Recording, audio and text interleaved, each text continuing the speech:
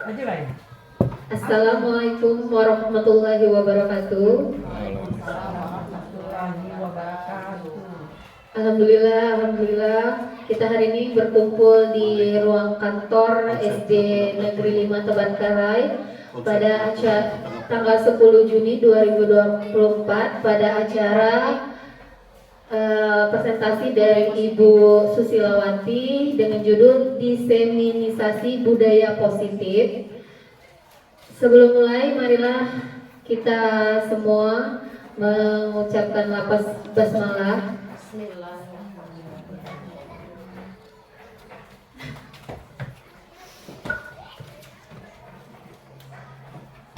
Susunan acara hari ini setelah pembukaan adalah kata sambutan dari kepala sekolah, yang ketiga berbagi praktik oleh Ibu Susilawati, dan yang keempat diskusi tanya jawab jika ada yang mau bertanya, dan yang kelima adalah penutup. Untuk acara selanjutnya yaitu kata sambutan dari kepala sekolah kepada Bapak Jasuri SPD, saya persilakan.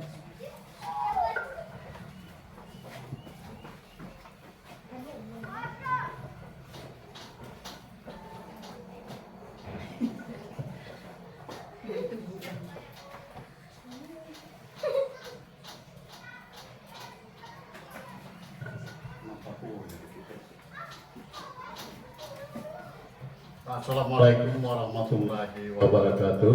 Waalaikumsalam Yang saya warahmatullahi hormati wabarakatuh. Bapak Ibu dan Guru Staf SD 05 Tebankarai.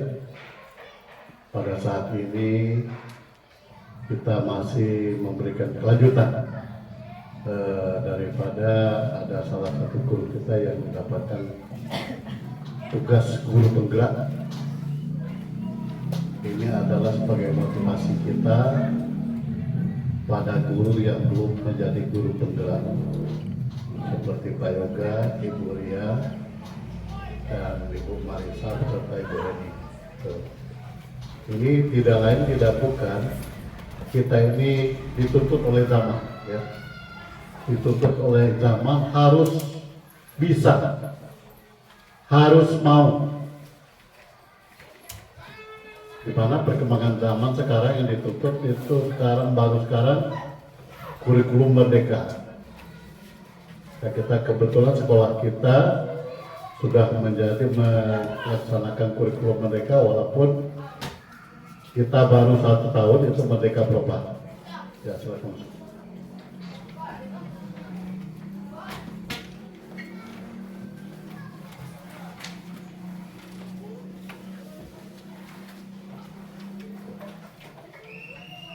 Adapun hari ini adalah tujuannya diseminasi budaya positif, ya.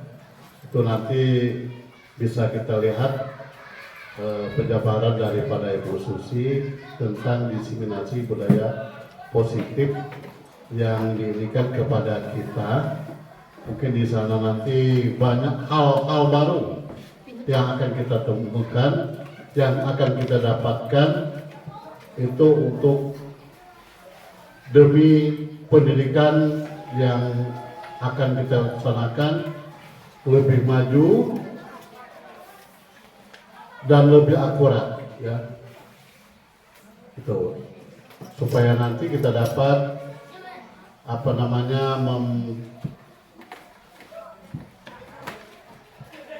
melihat bagaimana cara Ibu Susi memberikan diseminasi budaya positifnya, dan nanti kalau seandainya ada yang kurang jelas itu boleh ditanyakan. Mungkin ini saja yang dapat saya sampaikan pada saat ini.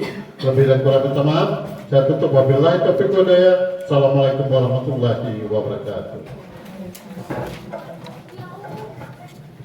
Terima kasih kepada Bapak Kepala Sekolah. Acara selanjutnya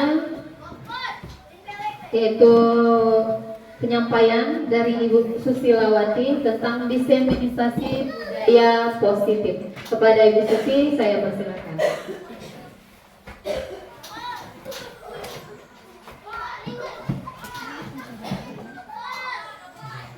Bismillahirrahmanirrahim. Assalamualaikum warahmatullahi wabarakatuh. Waalaikumsalam warahmatullahi wabarakatuh. Assalatu wassalamu ala asrofil anbiya'i wal mursalin wa ala alihi wa sahbihi ajma'in. Amma ba'du. Yang saya hormati Bapak Kepala Sekolah dan Dewan Guru.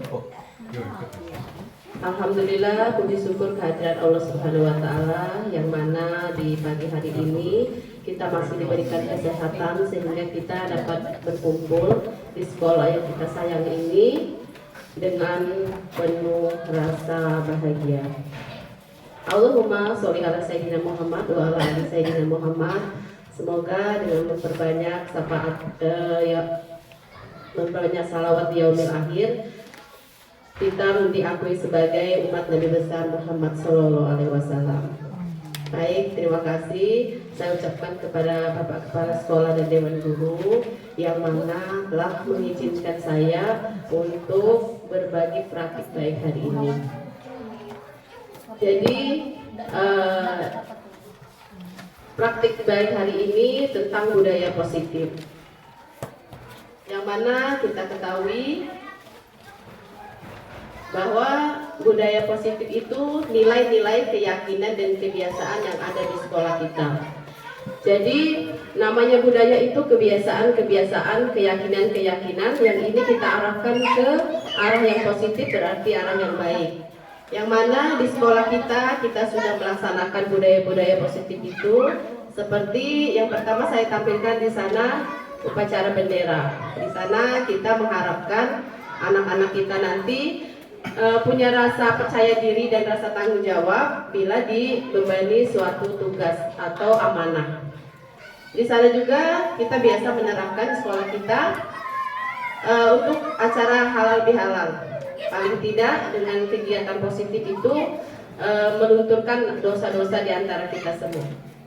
Selanjutnya budaya positif menyambut anak sudah kita lakukan, sholat duha di pagi hari, terus ada kegiatan dakwah juga. Menumbuhkan rasa percaya diri untuk anak-anak bisa bicara di depan. Terus gotong royong juga termasuk budaya positif dan sudah sering kita lakukan di sekolah kita. Ini saya tampilkan contoh-contoh yang memang sudah kita terapkan di sekolah kita. Dalam budaya positif ada eksplorasi konsep yang akan saya sampaikan nanti. Yang pertama, perubahan paradigma, peer control. Terus di sana juga ada hukuman, konsekuensi dan restitusi. Terus keyakinan kelas, 5 posisi kontrol, makna disiplin dan nilai kebajikan. 3, motivasi perilaku manusia. Terus kebutuhan dasar manusia dan segitiga restitusi. Nah, sekarang saya tampilkan ini kepalan tangan. Coba kita baca bersama-sama dulu. Cobalah buka. Anda adalah A, tugas Anda adalah mengepalkan salah satu tangan Anda. Coba Anda bayangkan bahwa Anda menyimpan sesuatu yang sangat berharga. Jadi dalam kepalan kita itu kita memiliki sesuatu yang berharga. Sifatnya berharga itu rahasia kan? Dan hanya pribadi kita yang mengetahuinya. Terus saya minta nanti 2 orang, bisa jadi A, posisinya bisa jadi orang A dan bisa jadi orang B. Orang B itu mencoba dengan berbagai cara, baik secara lembut, kasar, merayu, sebisa B untuk membuka, untuk mengetahui isi kepalan si A. Kira-kira ada yang bisa membantu saya 2 orang? Ibu Heni sama Ibu Ria aja. Ibu Ria yang mengepal tangan, Ibu Heni yang merayu bagaimana Ibu Ria bisa atau tidak. Kira-kira rahasia pribadi Ibu Ria tuh bisa aja ceritakan. Nah, seperti itu. Silakan Ibu. Kalau tidak bisa, tetap kita genggam kuat. Coba kepala tangan. Ayo Bu Ria buka tangannya. Ada apa di dalam tangannya Bu Ria? Ayo Bu Ria buka Bu Ria. Kami mau tahu apa yang ada di genggaman Ibu Ria. Ya, Bu Ria. Silakan buka Bu Ria. Ayo Bu Ria, buka ya Bu Ria. Kepalan tangannya Bu Ria, ada apa di dalam tangannya Bu Ria? Masuk. Masuk. Masuk. Masuk. Ayo Bu Ria. Ada apa Bu Ria? Di dalam tangannya ini ada apa Bu Ria? Ayolah Bu Ria, kami mau tahu. Baik, terima kasih Bu.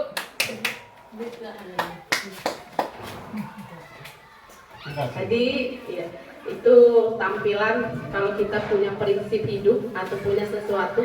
Saya mau tanyakan dulu sama Ibu Ria, mengapa begitu kuat tidak mau memberitahu kepada Ibu Heni apa isi dalam kepalanya? Silakan Ibu Ria, kira-kira ada apa di dalam tangannya? Tidak ada apa.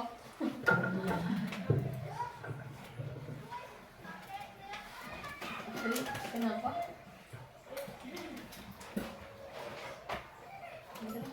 Mengapa tidak ingin membuka? Ada apa di dalamnya? Ada prinsip apa? Bisa akidah, bisa keyakinan, bisa rahasia keluarga. Kira-kira apa dalam genggaman Ibu Ria? Saya rasa karena setiap orang tidak perlu tahu apa yang sedang saya genggam. Itulah makanya kenapa saya tidak membuka tangan saya. Terima kasih Bu Ria. Sekarang saya mau tanya upaya apa yang sudah dilakukan Ibu Heni. Sudah sekeras itukah berupaya untuk mengetahui genggaman tangan tadi? Tadi saya sudah berusaha untuk mengetahui apa yang ada di genggaman Bu Ria, tapi Bu Ria tidak mau membuka apa yang ada di dalam kepalan tangannya. Segitu teguhnya pendiriannya, mungkin ada rahasia yang tidak boleh kita ketahui. Terima kasih Bu Heni. Baik, terima kasih ya Ibu-Ibu. Jadi mengapa saya tampilkan ini? Karena selanjutnya kita akan masuk ke perubahan paradigma teori kontrol. Nah, di sana ilusi itu hayalan ya. Jadi kita menghayalkan bahwa orang dewasa memiliki hak untuk memaksa. Jadi kita simpulkan dari genggaman tadi, ternyata kita sebagai orang dewasa tidak punya hak untuk memaksa. Itu teori-teori ilusi-ilusi kita yang salah. Kita sering juga memaksakan kehendak kepada anak kita harus pintar, tanpa kita lihat dulu profil anak ini seperti apa. Ternyata prinsip yang dipegangi anak tidak mau dipaksa. Begitu juga dengan kita orang dewasa. Kita orang dewasa tidak punya hak untuk memaksa. Terus di sini juga kita berpikiran, berilusi bahwa guru bisa mengontrol murid. Kira-kira kita bisa mengontrol murid dalam fase yang hanya yang terlihat saja. Tidak bisa kita mengontrol secara dalam kepribadian dari murid itu sendiri. Karena untuk menyelam kepribadian anak itu tidak hanya di sekolah saja, tapi di rumah pun mungkin orang tuanya lebih memahami karakter anaknya seperti ini. Saat kita betul-betul mengontrol, itu pun yang kita kontrol hanya bagian tahap di kelas, di sekolah. Nah, yang ilusi selanjutnya, kritik membuat orang merasa bersalah dapat menguatkan karakter.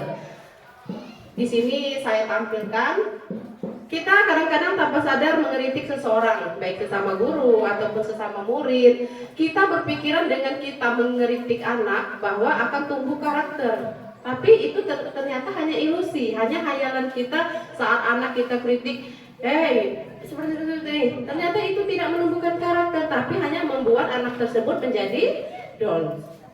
Selanjutnya, penguatan positif, efektif dan bermanfaat. Nah, ini yang kita harapkan ya.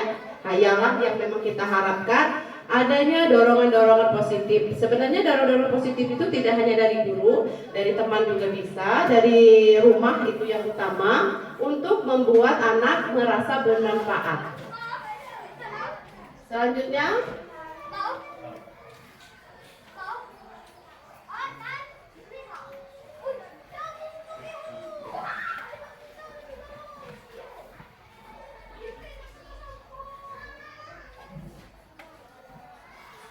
selanjutnya inilah perubahan paradigma teori kontrol. Jadi di sini yang pertama stimulus, respon ya, rangsangan. rangsangan respon dari kita sebagai guru.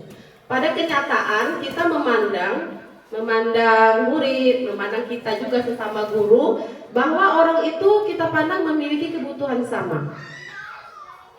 Kita memandang orang tuh, oh kebutuhan kita ini sama, kebutuhan kita itu sama. Itu pandangan kita menurut stimulus kita. Pada kenyataannya, kebutuhan kita ini berbeda. Dan kita tidak tahu perbedaan-perbedaan kebutuhan kita itu yang mana. Misalnya Ibu Heni butuhnya ini, Ibu Ria butuhnya ini. Sementara kita memandang menurut pemikiran kita bahwa kebutuhan kita itu sama. Selanjutnya, yang kedua, semua orang melihat hal yang sama.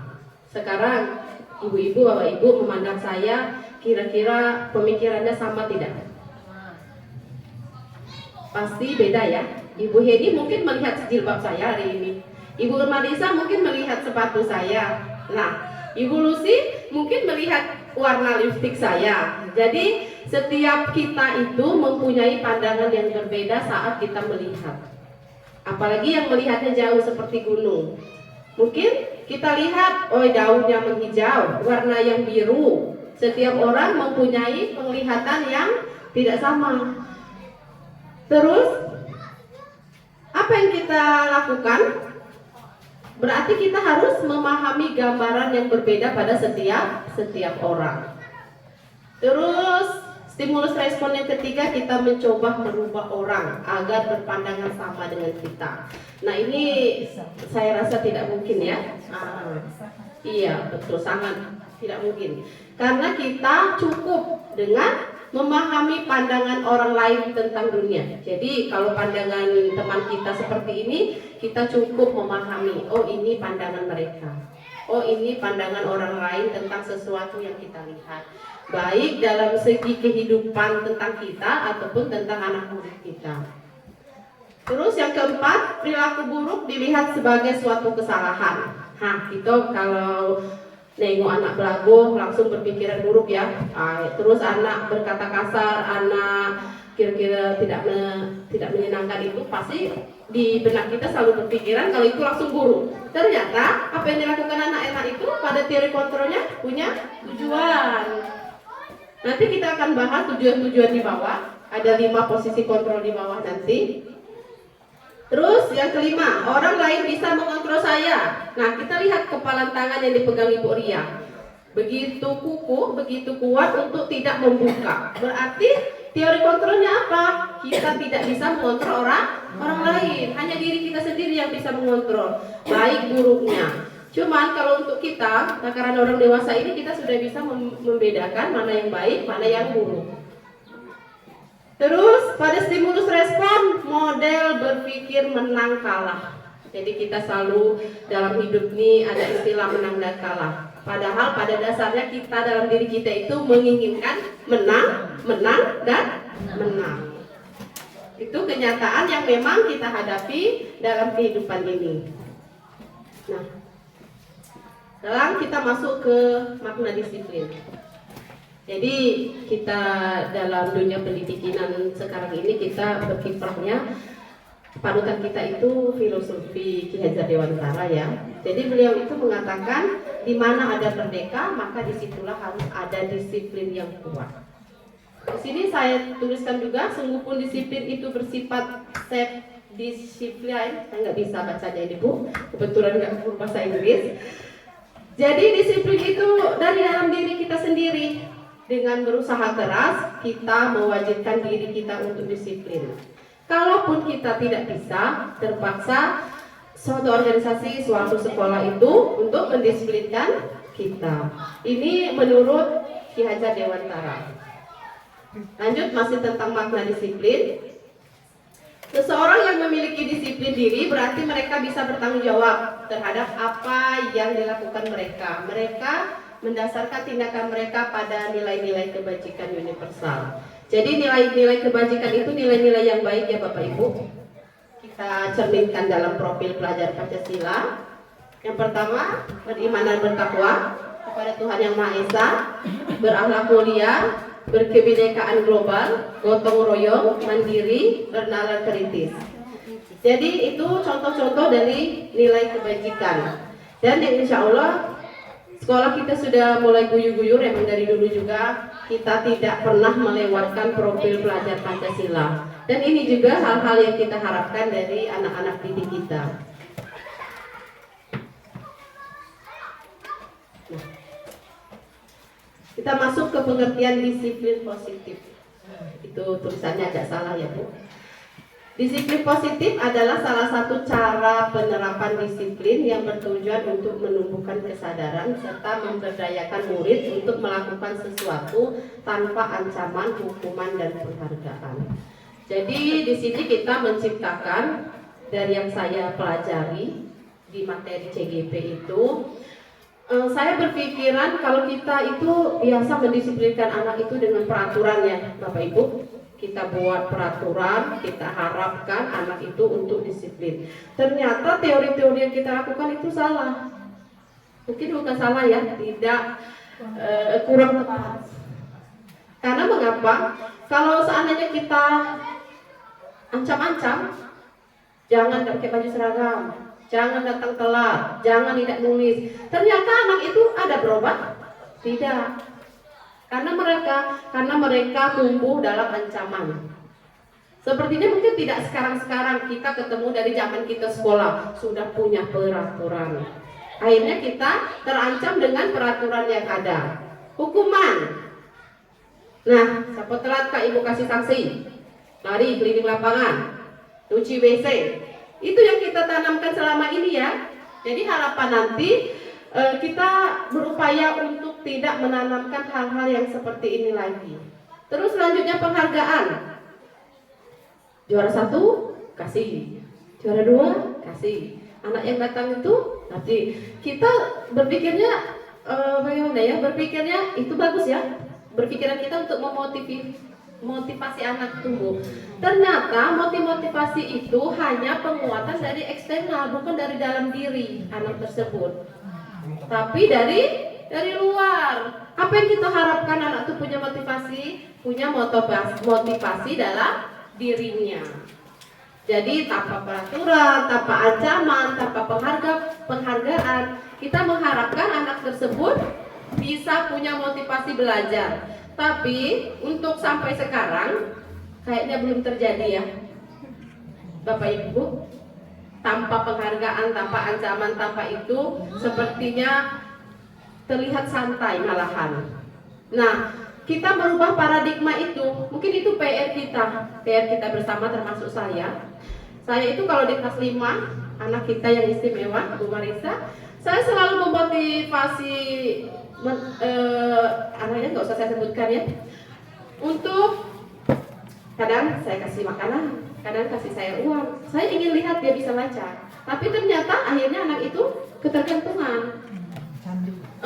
Tergantungan. Itu pemikiran kita yang salah tentang disiplin positif. Kita berpikir dengan anak itu kita motivasi, kita kasih penghargaan, sedikit ancaman bisa merubah. Ternyata itu tidak. Dan itu sudah sama-sama kita lakukan. Selanjutnya, nah, jadi pada dasarnya ada 2 asal motivasi ya. Di sini saya menyebutkan 3 perilakunya. Yang pertama, motivasi ekstrinsik, seperti yang saya sebutkan tadi, motivasi dari luar. Dari luar itu bisa dari guru, bisa dari orang tua, dan bisa dari orang-orang yang ada di lingkungan. Perilakunya bagaimana?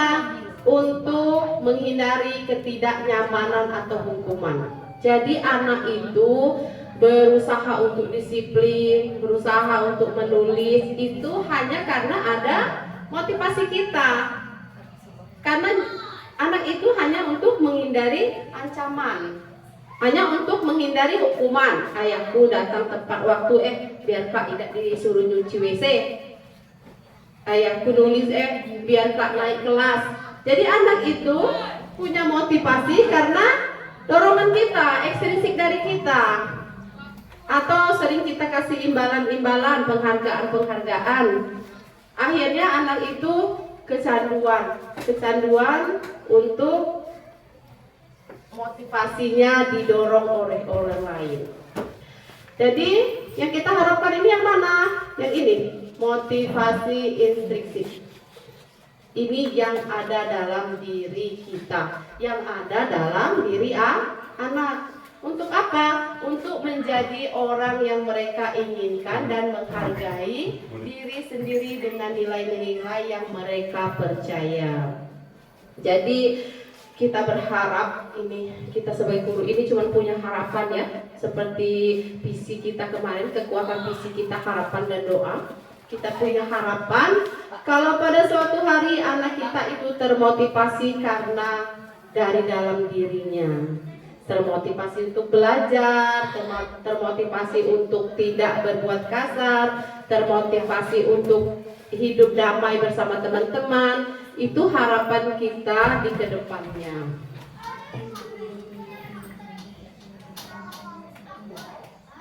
Jadi Bapak Ibu, dari Sabtu kemarin dan minggu-minggu ini saya itu mempelajari modul titik 1.4, di mana di dalamnya itu ada hukuman, konsekuensi, dan restitusi. Jadi coba Ibu Bapak Ibu baca dulu. Kira-kira ada nggak perbedaan dari ketiga ini?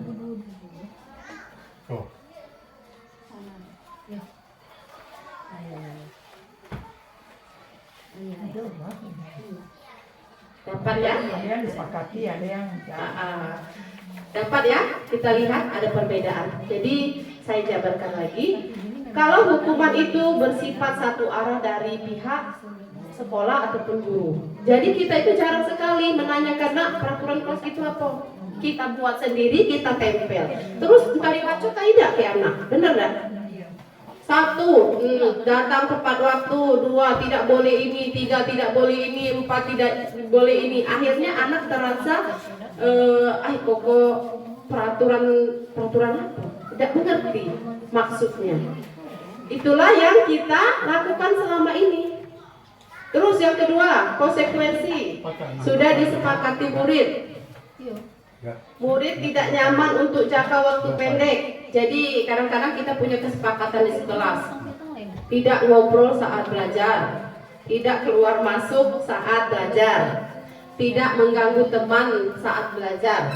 Ini konsekuensi yang sudah kita disepakati di kelas. Tapi ternyata anak itu terpaku dengan konsekuensi tadi. Dalam jangka waktu pendek mereka bisa mematuhi, tapi untuk kedepannya mereka lupa konsekuensi apa yang sudah dilakukan, kesepakatan apa yang sudah dilakukan bersama. Nah, ini dari ketiga ini yang paling meyakinkan dan menarik itu di restitusi. Restitusi bukan untuk menebus kesalahan, namun untuk belajar dari kesalahan. Terus memperbaiki hubungan, tawaran bukan paksaan, dan menuntut untuk melihat ke dalam diri, fokus pada solusi, mengembalikan murid yang berbuat salah pada kelompoknya. Jadi Bapak Ibu,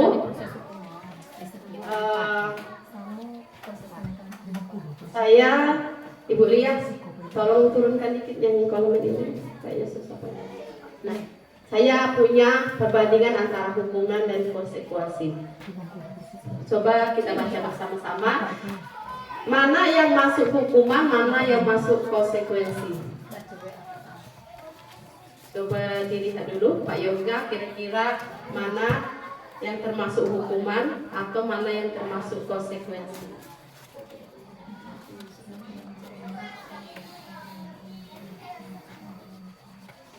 Hukuman mencatat 100 kali dalam kalimat.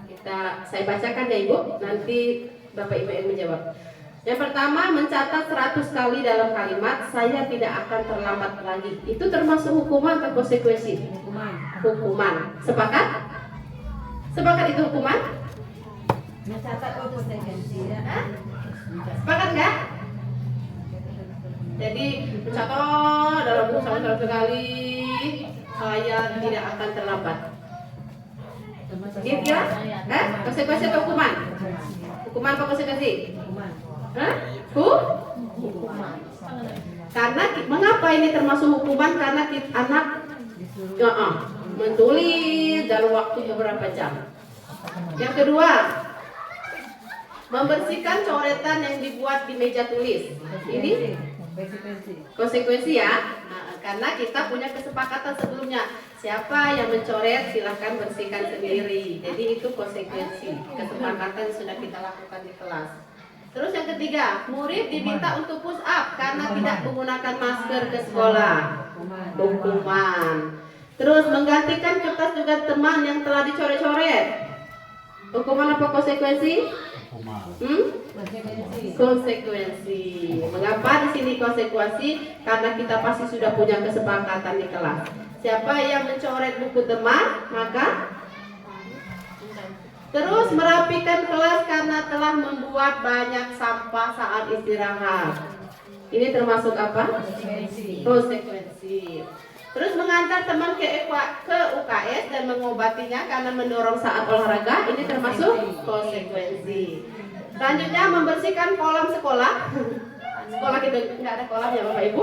Kita anggap aja ada. Membersihkan kolam sekolah karena membuat nangis adik kelas 1. Ini hukuman. Jadi kita sudah bisa membedakan ya Bapak Ibu, mana yang termasuk hukuman, mana yang termasuk konsekuensi.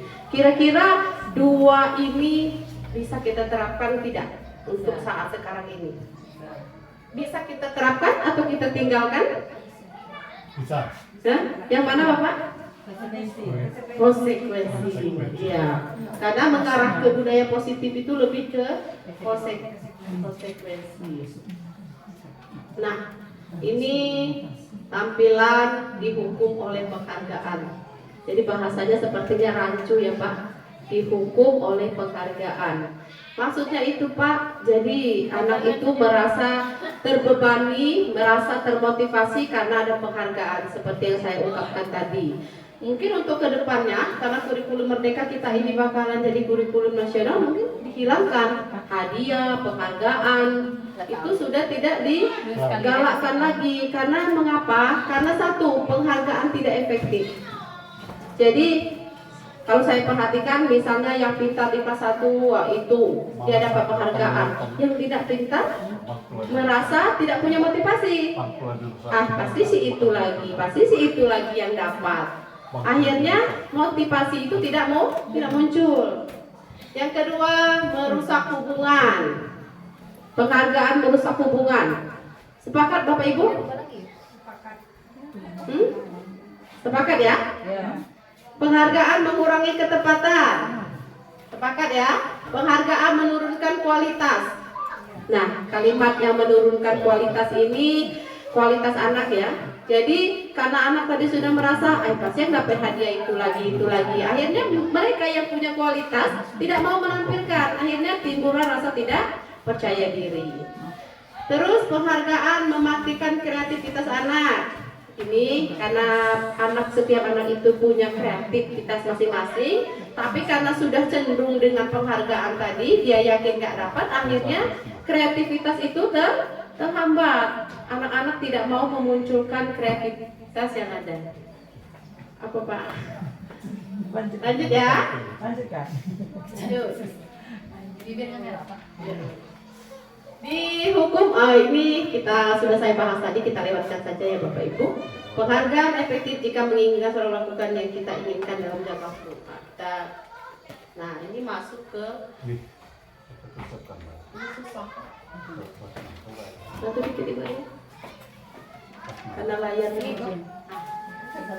Pernah dengar kata keyakinan kelas Bapak Ibu? Pernah dengar? Iya, pernah dengar tidak? Pernah. Yakin pernah? Yakin? Pasti? Iya. Sekarang muncul kalimat yang saya ucapkan, saya tuliskan di sana. Kenapa keyakinan kelas? Kenapa tidak peraturan kelas? Jadi selama ini kita itu kepada anak-anak selalu menguatkan keperaturan ya. Peraturan tidak boleh ngobrol, tidak boleh keluar masuk, tidak boleh datang telat, tidak boleh pakai baju tidak sama. itu namanya peraturan. Kalau keyakinan kelas seperti apa? Bentuk sebuah kesepakatan. Iya. Kesepakatan yang memunculkan nilai kebajikan. Misalnya yang pertama contohnya tidak boleh datang terlambat. Kira-kira keyakinannya kalimat kebajikannya bagusnya menghilangkan kata tidak tadi kalimatnya seperti apa? Iya, datang tepat waktu, pulang tepat waktu. Terus misalnya tidak boleh berkata kasar. Itu peraturan yang ada yang kita buat. Tidak boleh berkata kasar di kelas. Kira-kira kalau kita ubah ke keyakinan, kita tampilkan kata kebajikan tadi, bahasanya bagaimana? Berkata lebih sopan santun. Bisa ya, berkata lemah lembut atau saling menghargai. Tidak belago, dilarang belago. Dilarang berkelahi di kelas. Kalau kita ubah ke keyakinan, jadi kalimatnya, kalimat positifnya apa? Saling menyayangi. Iya, saling menyayangi Bapak Ibu. Jadi kita sekarang sudah bisa membedakan mana keyakinan kelas dan mana peraturan kelas. Nah, ini ya bedanya. Kalau peraturan kelas tidak mengandung nilai kebajikan. Jadi bahasa tidak itu sekarang betul-betul tidak boleh. Jadi kita gunakanlah kalimat-kalimat kata-kata kebajikan yang mengandung nilai positif. Kalau tidak, akhirnya anak tahunya tidak tumbuh motivasi dalam dirinya untuk saling, misalnya tidak boleh belago. Padahal harapan kita itu untuk saling menyayangi. Ungkapan berupa kata larangan atau tidak. Yang ke ini, keyakinan kelas mengandung nilai kebajikan dan dibuat dan disepakati bersama mengandung nilai positif. Jadi untuk kedepannya Bapak Ibu, saya mengharapkan, karena saya ini tidak punya kelas saya semua, saya harapkan kepada Bapak Ibu kedepannya untuk semester depan kita untuk tidak membuat peraturan lagi. Kalimat-kalimat di kelas itu bukan peraturan ya, peraturan di kelas. Harapan kedepannya keyakinan. Tata tertib kalau dulu ya. Tapi kalimatnya masih ada bahasa tidak. Jangan, tidak. Jadi untuk kedepannya kita bersama-sama merubah. Nanti saya bisa bantu. Kalau mau diketikkan di kanvas saya ketikkan. Jadi di kelas-kelas kita tempel keyakinan kelas yang disepakati bersama. Mungkin itu lebih memotivasi anak untuk motivasi itu datang dari diri. Karena setiap anak masuk kelas pasti mereka baca ya. Kelas 1, kelas 2, 3, 4, 5, 6. Oh ini keyakinan yang sudah disepakati oleh kita bersama. Selanjutnya masuk ke 5 kebutuhan dasar manusia. Kira-kira Bapak Ibu, kita ini punya nggak kebutuhan dasar? Setiap orang punya ya, baik-baik, anak-anak, remaja, dewasa, apalagi kita. Jadi saya di sana tuliskan 5 kebutuhan dasar manusia. Yang pertama bertahan hidup. Kira-kira kalau di sekolah yang sifatnya bertahan hidup itu seperti apa? Makan bisa. Terus belanja ke warung Bu. Keluar jam belajar ngapa nak? Karena lapar Bu. Itu upaya anak untuk bertahan hidup. Atau bertengkar, ditanya mengapa nak? Membalas karena memperjuangkan untuk bertahan hidup. Kalau kita berusaha memenuhi nafkah kita, itu contoh dari bertahan hidup. Selanjutnya kebutuhan dasar kita itu kasih sayang dan diterima. Sudah jelas ya, di mana-mana kita butuh kasih sayang.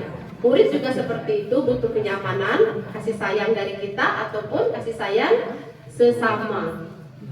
Dan anak-anak sering kan kita lihat anak-anak yang diasingkan, seolah-olah mereka tidak diterima di kelas itu. Berarti anak tersebut belum dapat salah satu dari 5 kebutuhan dasar itu tadi, yaitu kasih sayang dan rasa diterima. Selanjutnya kesenangan. Butuh kesenangan Pak Yoga? Iya, kita hidup itu butuh kesenangan. Jadi kesenangan kita itu bermacam-macam ya. Ada yang senangnya nonton TV hari-harinya, ada yang kesenangannya main game, ada yang kesenangannya jalan-jalan, ada yang kesenangannya dipuji. Pokoknya kita cari kesenangan. Begitu juga dengan anak murid kita. Anak murid kita tidak bisa kita paksa. Misalnya hari ke belajar matematika, pembilang. Ternyata anak lebih suka kesenangannya menulisnya di bawah, duduk bersama teman-temannya, atau menulisnya di teras. Itu mungkin bisa kita terapkan mengikuti kesenangan anak, tetap dalam posisi kontrol ya. Bukan berarti kita bebaskan, tentang merdeka bebas. Anak-anak tetap kita kontrol. Selanjutnya penguasaan atau pengakuan kemampuan. Kira-kira ini seperti apa? Penguasaan atau pengakuan kemampuan. Kira-kira kalimatnya seperti apa Bapak Ibu? Pernah nggak kita ketemu? Kira-kira anak butuh penguasaan atau pengakuan kemampuan. Kalimatnya seperti apa? Bagus. Iya. Seperti itu. Hebat. Dia butuh pengakuan bahwa dia itu mampu. Saat dia melakukan sesuatu, maju ke kelas, bernyanyi, paling tidak kita kasih penguatan kalau pengakuan kemampuan bahwa anak-anak itu mampu.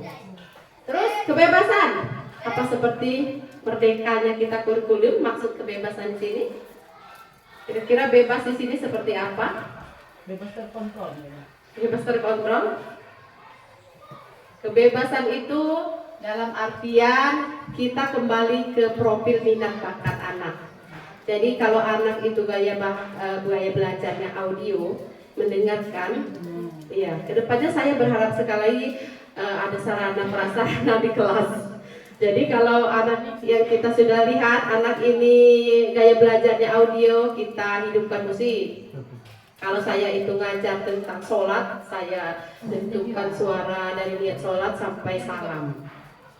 Mungkin kalau untuk guru bahasa, tampilkan puisi yang terkenal. Atau kalau matematika, sekarang sudah banyak di YouTube cara menghitung. Mungkin menghitung ini kita bisa juga bawa, kita tampilkan di kelas. Mungkin anak-anak yang punya gaya belajar audio itu bisa langsung mendengar dan bisa langsung anak-anak itu menangkapnya. Begitu juga dengan yang visual, melihat. Secara tidak langsung kalau kita sudah sajikan mendengar, kita melihat bentuk gambarnya tadi. Nah, yang lebih seru lagi ini anak yang cara belajarnya kinestetik. Kalau di kelas 6 itu saya perhatikan anak-anak itu lebih condong ke seperti itu. Mereka santai, duduk di atas, duduk di bawah, guling. Nah, itu sebenarnya tidak harus kita marah, kita biarkan. Yang penting anak-anak kita tetap kita kontrol, bebas dalam pengontrolan kita. Kita lihat bakat dan minatnya. Lanjut ya Bapak Ibu. Nah, sekarang saya punya masalah. Identifikasi masalah berikut. Coba kita baca bersama-sama dulu.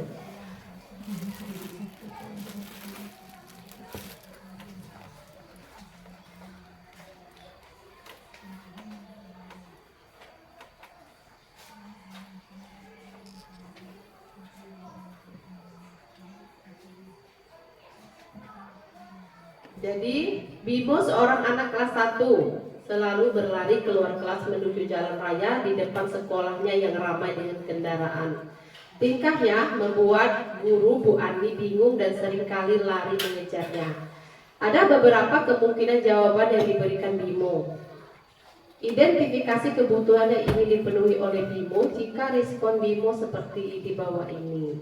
Jadi ada 4 respon Bimo saat ditanya, dikejar oleh Bapak Ibu gurunya, Ibu Ani tadi. Aku bosan belajar mewarnai terus di dalam kelas. Kira-kira ini masuk yang mana dari 5 kebutuhan dasar tadi? Bimo kurang apa dari 5? Tadi ada kasih sayang, kesenangan, penguatan. Kira-kira masuk ke mana? Aku bosan belajar mewarnai terus di dalam kelas. Kalimat itu kurang yang mana? Bimo tidak memiliki kebutuhan dasar yang mana? Kebebasan. Nah, ada kesenangan, ada kebebasan, kasih sayang, bertahan hidup, pengakuan. Yang mana kira-kira? Kebebasan. Jadi, iya, dia bosan mewarnai di dalam kelas. Ya punya kelas. Bimo bosan mewarnai terus di dalam kelas. Jadi Bimo mungkin punya profil bakat yang lain. Seandainya, jadi dia punya ingin rasa bebas tadi, bebas menentukan. Seandainya ini pasti pelajaran SBK ya kalau mewarnai. Jadi saat kita tahu oh anak ini bakatnya memang tidak dia mewarnai dan dia merasa bosan, kita cari dulu, gali dulu. Oh bakatnya yang mana? Kita kasih yang lain. Kenapa? Agar si Bimo tadi tidak bosan. Terus yang kedua, aku senang main kejar-kejaran dengan ibu guru. Kira-kira apa? Kalau senang? Kesenangan. Ayo ibu kejar aku karena ibu guru sayang aku. Kasih sayang. Aku hebat kan bisa bikin ibu guru kejar aku? Iya, pengakuan, kemampuan. Jadi ini contoh-contoh dari kalimat-kalimat yang 5 dasar kebutuhan tadi ya. Mungkin ya Bapak Ibu, materinya emang agak banyak di 1.4. 5 posisi kontrol. Jadi di sini ada 5 posisi kontrol. Yang pertama penghukum. Jadi ini 5 posisi kontrol itu dari kita ya Bapak Ibu. Kita yang mengontrol anak-anak. Yang pertama penghukum. Kadang kita berdiri sebagai guru yang suka menghukum. Salah sedikit kita hukum, salah sedikit kita hukum. Jadi dari 5 posisi kontrol ini kira-kira kita berdiri di yang mana? Kita sebagai guru yang mana?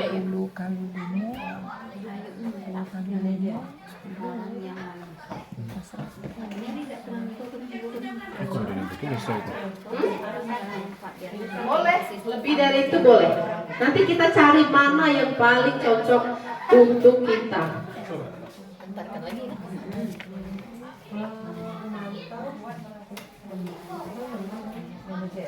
Kalau penghukum rasanya tidak ya Bu, karena sedikit-dikit dihukum, sedikit-dikit dihukum. Mungkin ini lebih harus kita hindari yang ini. Penghukum. Selanjutnya teman. Ini sering juga kita lakukan tapi tidak maksimal ya. Kadang kita tanyakan posisi anak sudah atau belum? Yang mana yang tidak ngerti? Setelah ibu kasih tahu. Nah seperti itu kan kalimat-kalimat seperti itu.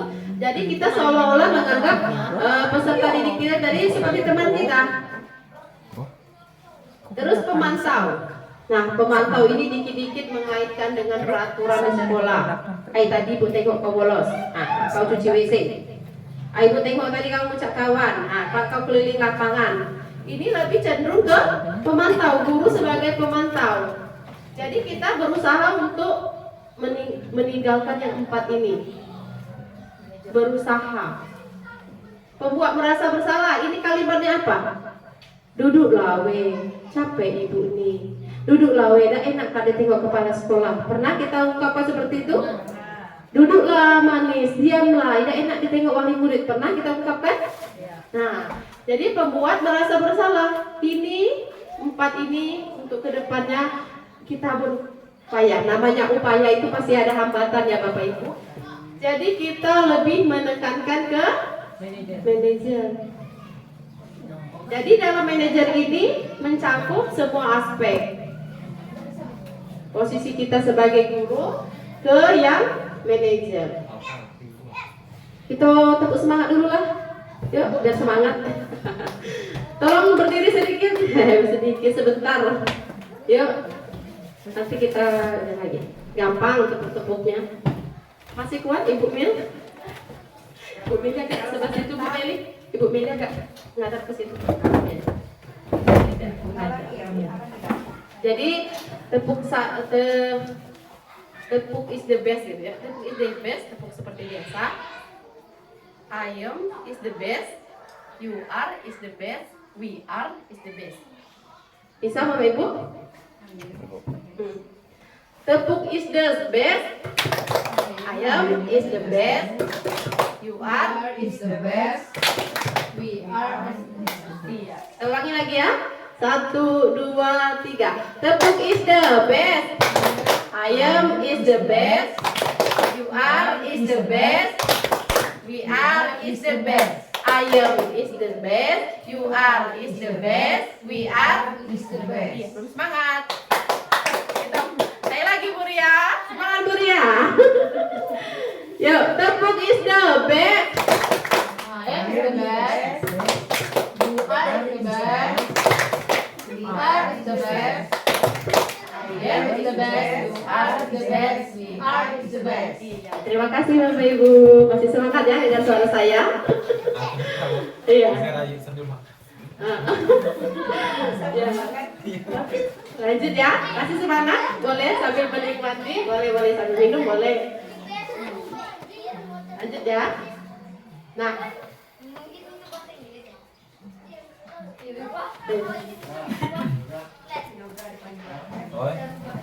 Nah, ini tadi kan ada hukuman, konsekuensi, dan segitiga restitusi.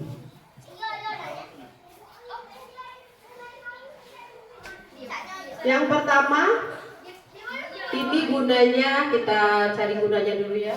Kenapa saya tampilkan segitiga restitusi? Untuk melewatkan, untuk mencapai posisi gagal anak menuju kesuksesan.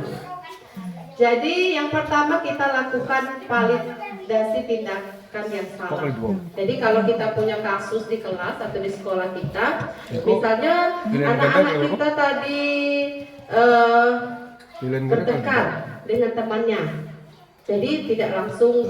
Sebenarnya segitiga restitusi ini sudah sering kita lakukan, cuman kalimatnya yang tidak berbeda, ungkapannya yang berbeda. Kita sering kan anak-anak bermasalah kita panggil. Tadi apa ceritanya nak? Apa kejadiannya nak? Pernah kan? Coba ungkapkan dulu. Itu kalimat-kalimat kita selama ini. Sebenarnya pas diikut di guru penggerak ini tidak jauh beda sih, hanya teori dan prakteknya ungkapannya tidak sama. Yang kalau di yang pertama ini validasi tindakan yang salah. Jadi seperti yang sering kita lakukan Bapak Ibu saat anak bertengkar, kita tanyakan dulu kan. Misalnya Ani, tadi Ibu dengar Ani belagu ya?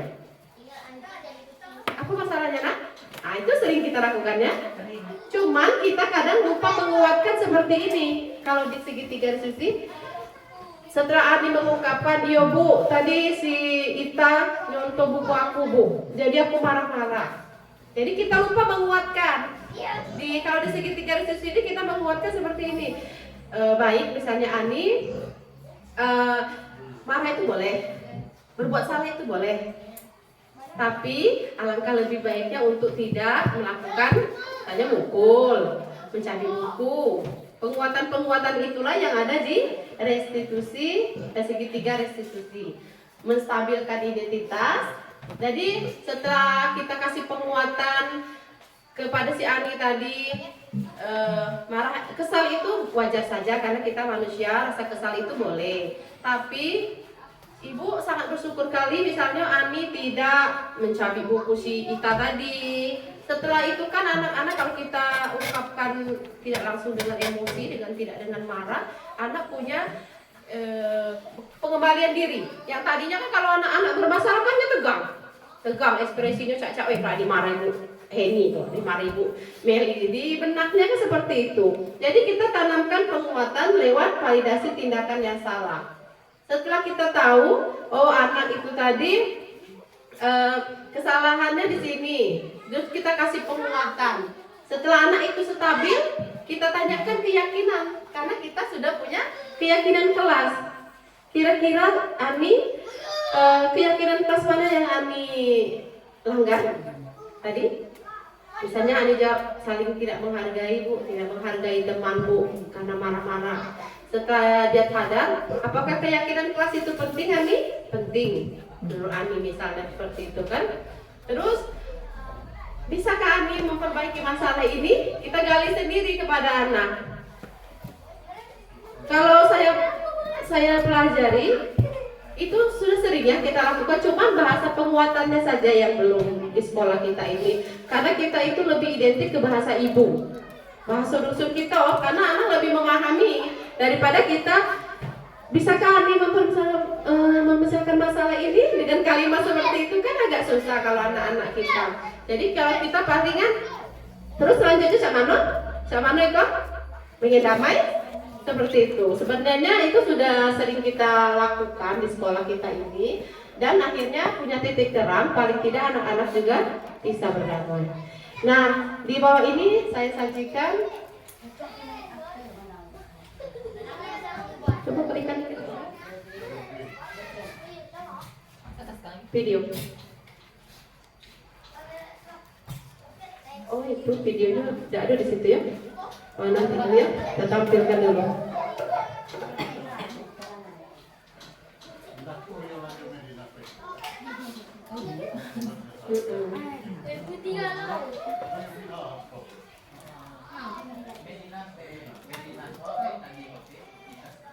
Kemarin sih? Dua. Mesti kasih ibu mana satu? Oh, Dia minta kunci juga. Iya. ya lah. Apa ibu kopikan dulu dah? Ibu udah belum ngurus. Yang kemarin lah deh. Dia SMA kan? Oh, SD SMP belum minta.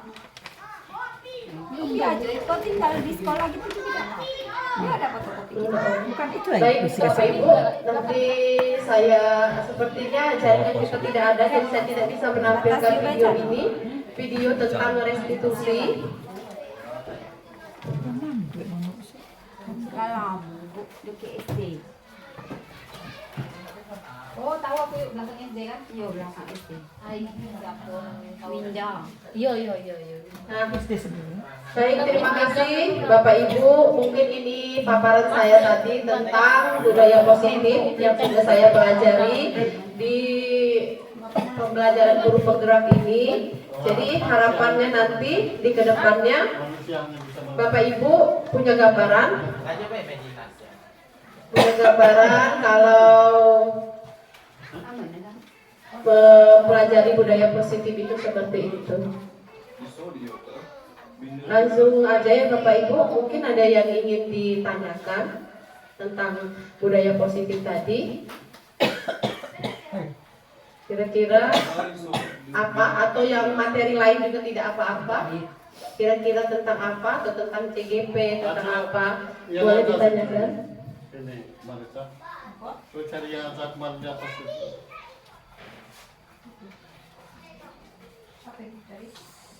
Terus SKL, dia tampil sih. depan. Ibu kopikan dulu. Apa pas? Di situ bisa kan? Kan ada buka. Pas? Kalau pas, saya tutup. Pas ya? Terima kasih Bapak Ibu, saya ucapkan atas waktunya dan kerjasamanya. Mohon maaf bila tadi paparan saya mungkin kurang pas karena saya memang lagi belajar. Belum pas benar jadi coaching kira-kira. Nanti insya Allah di kedepannya kalau saya Allah takdirkan untuk jadi coaching, berbagi praktik ke tempat-tempat lain, mungkin saya akan lebih banyak belajar lagi. Saya akhiri, wabillahi taufiq wal hidayah. Wassalamualaikum warahmatullahi wabarakatuh. Waalaikumsalam.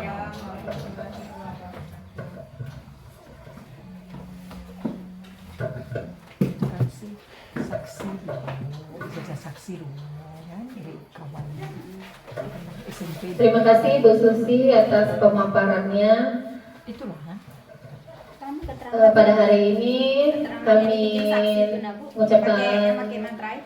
banyak-banyak terima kasih karena dari sini kami banyak mendapatkan pembelajaran baru Itu kan keterangan dari tentang saksinya. diseminisasi budaya Siapa awalnya positif waktu SMP yang kemarin mungkin tuh. Nah, bisa lampirkan kami ijazahnya. terapkan nantinya untuk di semester-semester baru. Itu Kemudian, keterangannya, ijazahnya, ceritanya berdua. Pakai materai. Kita tutup acara ini dengan mengucapkan lafaz hamdalah.